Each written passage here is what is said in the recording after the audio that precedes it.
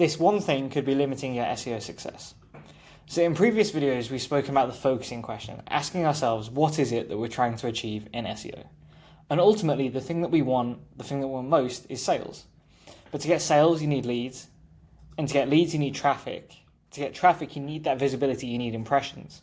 And to get impressions, you need rankings. You need where you are ranking on Google or social search engines to be higher.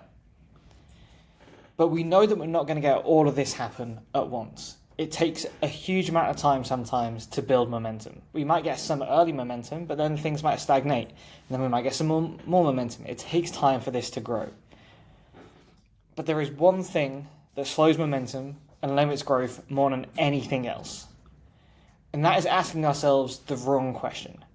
Asking ourselves exactly what is working. What is the one thing that is working?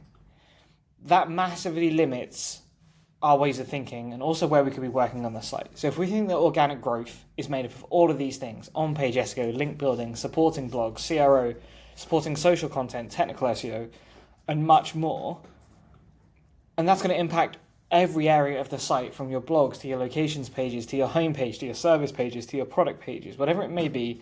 If you're doing SEO properly, working across all of these different things, the impacts that you're going to be having are site-wide. But if you're asking yourself to try and identify exactly those tiny things that are working, or those maybe even bigger things, but those things that are working exactly, you start to think like this: well, I'm just going to work on this specific section of the site and see if I can get growth there. Now, in some ways, that makes a huge amount of sense. But what happens is, as you start to build that momentum, it is harder and harder to get to the top. So what you're doing is you're going after one thing 100%.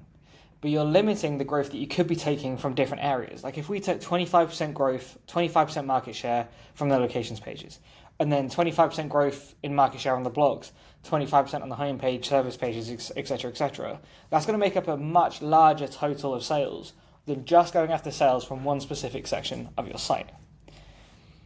Massively limiting the work that someone like an SEO agency could do.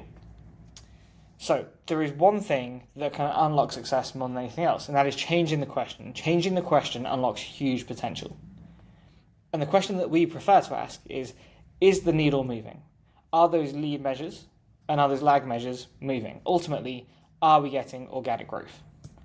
So if we can see that our lead measures are improving and that over time we're seeing our lag measures are improving, which is why it's so important to have something like this that explains what are the metrics that we're going to be measuring early on, our lead measures, and what are the measures that we're going to be measuring later down the line, our lag measures, become so important. Because if we can see that these are going up, not necessarily where on the site the improvement is coming from, but are these lead measures going up, it's going to allow us to continue building, continue investing, and continue to work across more sections of the site, unlocking new areas of growth.